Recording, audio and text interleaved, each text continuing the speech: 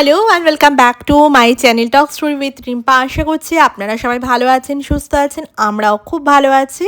তো এর আগের দিনের ব্লগতে শেয়ার করেছিলাম যে রাতে আমরা এই হোটেলটাতে চেক ইন করেছিলাম। তো সকালবেলা উঠে আমরা একদম ফ্রেশ হয়ে জল খাবার খেয়ে নিয়ে একটু রেডি হয়ে এবার আমরা বেরিয়ে যাচ্ছি। তো এটা হচ্ছে ওরচা। তো আজকে আমরা সারাটা দিন ওরছাতেই ঘুরবো। ওরছায় যা যা আছে, রিসর্টটা তো আপনাদেরকে আমি উপর থেকে একবার দেখালাম, আর এই হচ্ছে রিসর্টটার সামনেটা। মানে রাতে অতটা সুন্দরভাবে বোঝা যায়নি, সকালে খুব সুন্দর রিসর্টটা ছিল। আর রুম ট্যুরটা তো আগেই দিয়েছিলাম। তো যাই হোক, এখন এখান থেকে আমরা বেরিয়ে যাব। সঙ্গে থাকুন আর দেখতে থাকুন।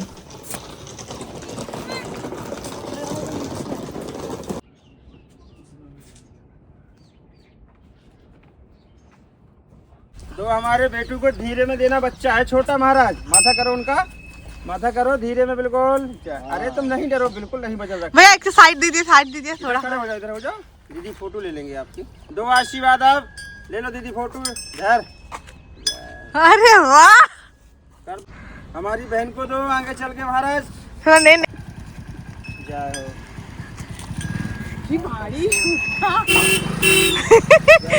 की सुंदर,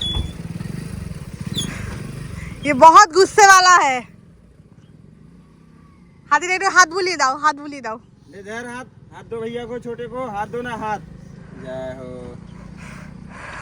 आपके बेटे में दुआ करेंगे, कर जाए, किसी से मांगना नहीं हुआ। मैं नागा हूँ, 500 लगा फूंक। हाँ बाबूजी। তো ওরচা প্যালেসে আসার পথে আমাদের রাস্তায় গণেশজির বাহনের দর্শন হয়ে গেল। আর আমার ছেলে যেহেতু খুব ভালোবাসে দেখতে, তো তার জন্য আর কি একটুখানি নেমেছিলাম আমরা, একটু আশীর্বাদ সাথে নেওয়া হলো। তো আমরা এখন এসেছি ওরচা যে মহলটা রয়েছে তার পাশে যে বেতুয়া রিভার, সেখানে এসেছি। তো এখানে রাফটিংও হয়, জল দেখে বোঝা যাচ্ছে নিচে পাথর আছে। এই যে দূরে দেখাই যাচ্ছে রাফটিং হয়, বোটিং হয়, সমস্ত কিছু হয়, বেশ সুন্দর।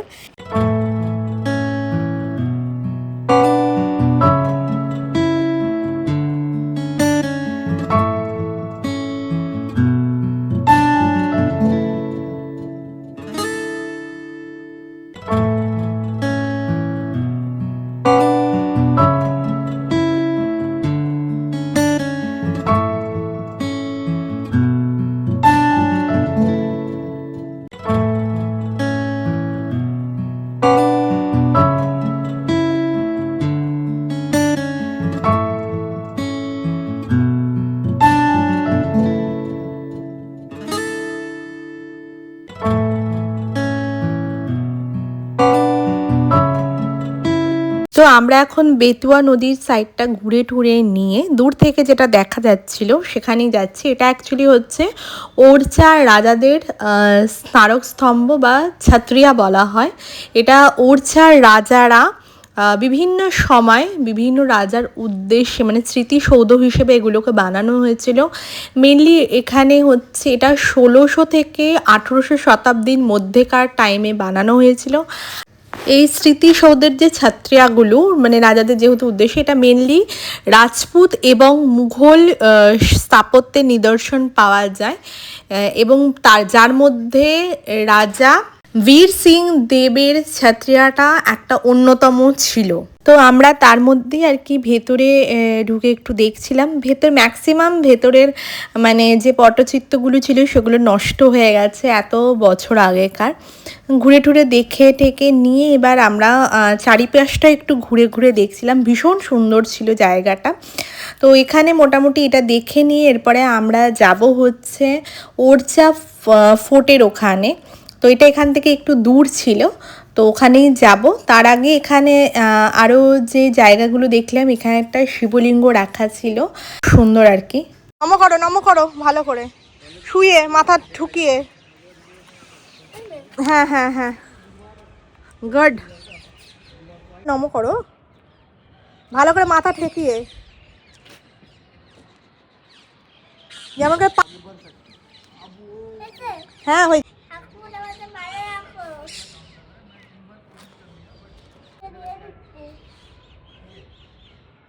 চলে এসো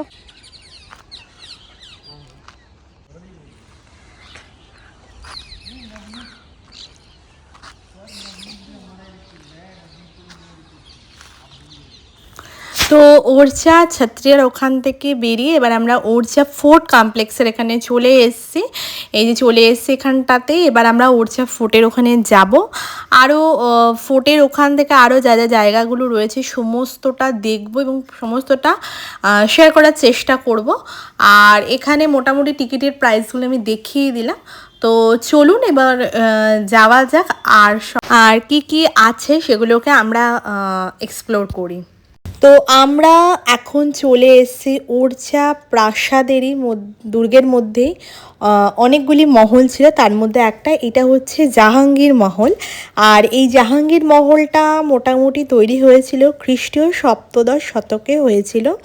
আর বীরসিংহ দেও মুঘল সম্রাট জাহাঙ্গীরের শহরের প্রথম আসার জন্য উষ্ণ অভ্যন্তনা হিসেবে এই মহলটাকে তৈরি করেছিলেন।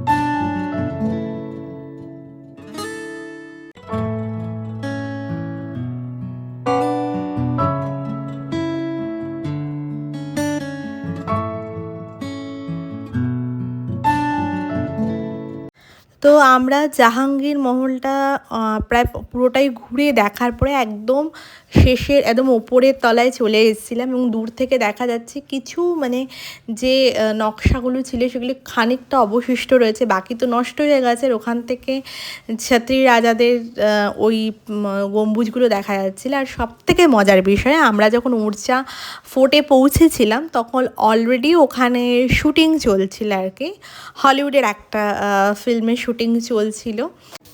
আর যে কোনো প্যালেসে গেলে আর কি দেখা যায় এইরকম কিছু খোপ করা থাকে যেগুলো দিয়ে আর কি দূর থেকে কোনো শত্রুপক্ষ আসলো কি না বা কামানের গুলি চালানোর জন্য এগুলো ব্যবহার হয়ে থাকে। আর এখানে ওরচার যে প্যালেস মানে জাহাঙ্গীর প্যালেসে যে কারুকার্য নকশাগুলো যেগুলো ছিল ম্যাক্সিমামটাই নষ্ট হয়ে গেছে, কিন্তু যতটুকুনি আর কি রয়েছে ততটুকুনি দেখে যা বোঝা যাচ্ছে সেই সময় নকশার কাজ সুন্দর, মানে মহলটা বেশ যে দুষ্টু লোকে কোনো অ্যাটাক করছে নাকি বাইরে এখান দিয়ে পুরো মহলটার নজর রাখতো আর কি।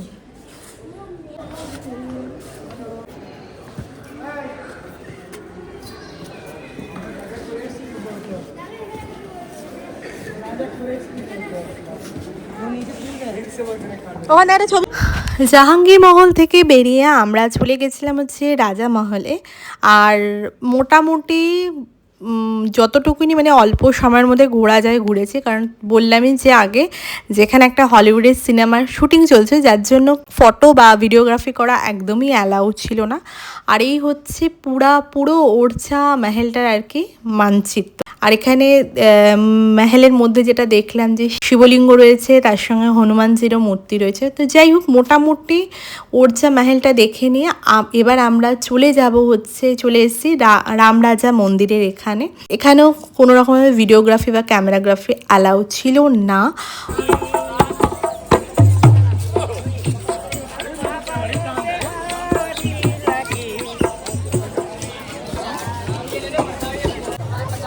না না না না না না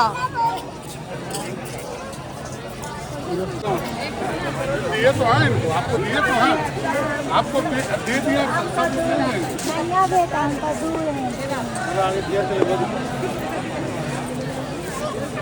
আরে ও নিজে করেছে জানো, তুই ও বললাম না ছেড়ে দেবো।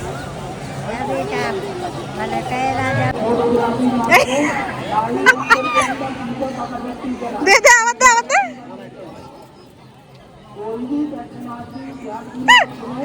भैया मोदी नहीं निकालो, वो आंगन में मोदी निकालना है, वो सवाल बंद कर दे वरना आपका অযোধ্যায় যেমন রামকে শিশু মানে বালক রাম হিসেবে পুজো করা হয়, এখানে ওড়চাতে রামরাজা মন্দিরে রামকে রাজা হিসেবে পূজন করা হয় এবং এখনও নাকি এখানে গান স্যালুট দেওয়া হয় এবং আমরা সেটা সাক্ষী থাকতেও পেরেছি। তো যাই হোক, রামরাজা মন্দিরের পাশেই ছিল হচ্ছে চতুর্ভুজ টেম্পল। তো এটাও ভগবান নারায়ণকেই উৎসর্গিত করা ছিল এবং মুঘল সম্রাট আকবরের সময়ে বুন্দেলা রাজপুতরা এই মন্দিরটা শুরু করেছিল। নির্মাণ কাজ শুরু করেছিলেন মধুকর শাহ এবং 16 শতাব্দীতে তার পুত্র বীর সিং দেও এটিকে সম্পন্ন করে এবং মধুকর শাহ তার স্ত্রী রানী গণেশ কুয়ারির জন্য এই মন্দিরটি স্থাপনা করেছিলেন। আরেকবার দেখার, এখন এখানে রাধাকৃষ্ণের মন্দির আর কি মানে মূর্তি আর কি পূজন করা হয়।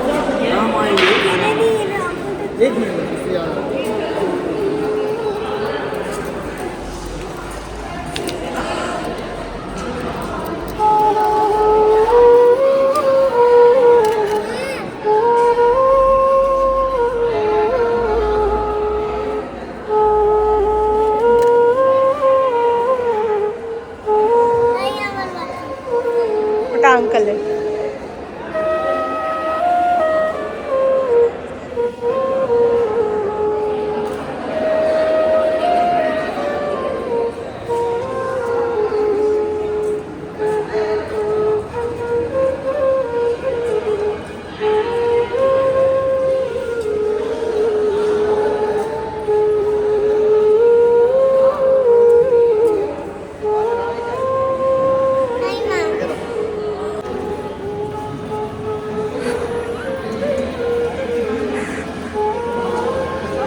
छोड़ दीजिए अंकल, हो गया।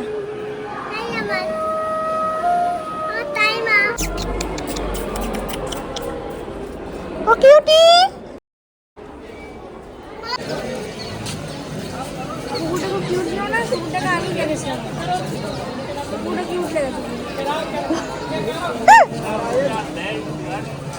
এটাই তোকে ঘুরিয়েছিল।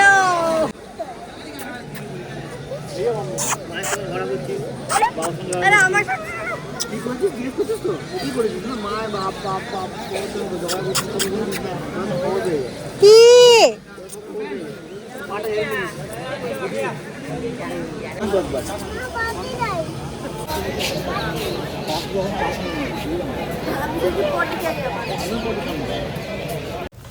তো ওড়চা আমাদের মোটামুটি দেখা কমপ্লিট। রামরাজা মন্দির তো ভীষণ সুন্দর ছিল, তার সঙ্গে চতুর্ভুজ টেম্পল আরও যে জায়গাগুলো ছিল সমস্তটা দেখা কমপ্লিট হয়ে গেছে। আর লাস্ট এটা ছিল হচ্ছে লক্ষ্মীনারায়ণ টেম্পল। তো ওটা দেখে নিয়ে আমরা এখন টুয়ার্ডস আমাদের নেক্সট ডেস্টিনেশনের দিকে যাচ্ছি। তো নেক্সট ডেস্টিনেশন মাত্র এখান থেকে 18 কিলোমিটার দূরে ছিল। তো কোথায় যাচ্ছি না যাচ্ছি সমস্তটা শেয়ার করছি, সঙ্গে থাকুন, দেখতে থাকুন।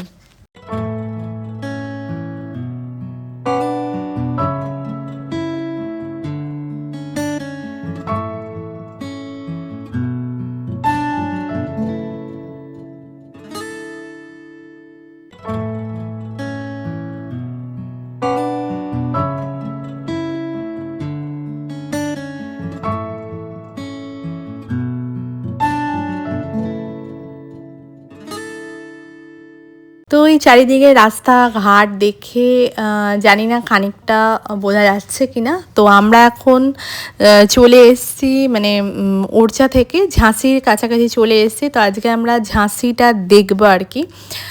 তো এটা এই সমস্ত জায়গাগুলো দেখে বোঝাই যাচ্ছে যে এটা একটা সময় আর কি ইস্ট ইন্ডিয়া কোম্পানিরই আওতার মধ্যে ছিল। তো যাই হোক, আমরা এখন ঝাঁসি শহরের দিকে যাচ্ছি। তো এরই মাঝখানে আমরা আজকে দুপুরের খাবারটাও খেয়ে নেব, কারণ বেলা প্রায় ওই 2-2:30 মতন বাজে। তো তারপরে আমাদের আবার ঝাঁসি ফোর্ট দেখার আছে, আরও অনেক কিছু করার আছে। তার সঙ্গে ঝাঁসি শহরটাও একটু আপনাদের সঙ্গে শেয়ার করে নিলাম। তো ব্লগটার সঙ্গে থাকুন আর দেখতে থাকুন।